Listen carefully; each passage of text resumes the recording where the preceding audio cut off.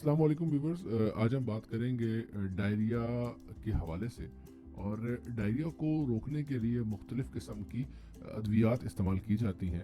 कुछ दवाएं सिर्फ डायरिया को रोकती हैं, इसके अलावा ऐसी दवाएं भी हैं जो डायरिया का बायस बनने वाले जरासीम को ख़त्म करने के लिए इस्तेमाल होती हैं। डायरिया में इस्तेमाल होने वाली कुछ मशहूर दवाएं हैं।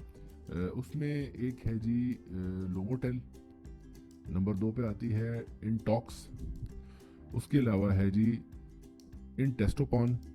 और उसके अलावा एक है स्मेक्टा पाउडर आता है। इन दवाओं के कुछ साइड इफ़ेक्ट्स भी हैं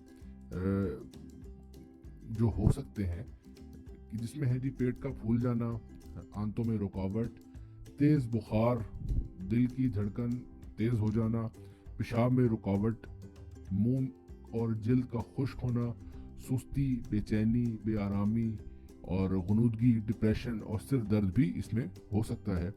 एलर्जी और ब्लड प्रेशर का कम होना और सांस का रुकना भी हो सकता है। इसके अलावा दौरे पड़ना या पूरे जिस्म पे खारिश या शॉक में भी जा सकता है आदमी। ये इतने ज़्यादा साइड इफ़ेक्ट्स बताने का मकसद ये होता है कि ये लाजमी नहीं कि हर किसी पे ये हो, लेकिन समटाइम्स ऐसा मसला हो जाता है तो आपको समझ नहीं आती कि मसला क्या चल रहा है। अच्छा, एक और बड़ी इंपॉर्टेंट चीज़ है जो सबसे एहतियात है इसकी, कि डायरिया के दौरान डायरिया रोकने वाली दवाओं का इस्तेमाल से परहेज किया जाए।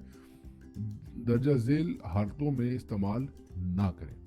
दवा से एलर्जी, ठीक है जी, यरकान, आप कोई एंटीबायोटिक इस्तेमाल कर रहे हैं तो उसकी वजह से आपका पेट खराब होता है, तो उसके लिए आप ये दवाई इस्तेमाल ना करें। और बैक्टीरिया या वायरल की वजह से अगर पेट खराब होता है तो भी इस दवाओं को इस्तेमाल ना किया जाए। डायरिया रोकने वाली दवाएं बच्चों को ना दी जाए, क्योंकि इनसे दूसरी पेचीदगियां पैदा हो सकती हैं। और इसकी दवा की कुछ अहम चीज़ें हैं जो मैं डिस्क्रिप्शन में ऐड कर दूंगा। अगर बेहतर लगे तो पढ़ लीजिएगा। Thank you very much. अल्लाह हाफ़िज़।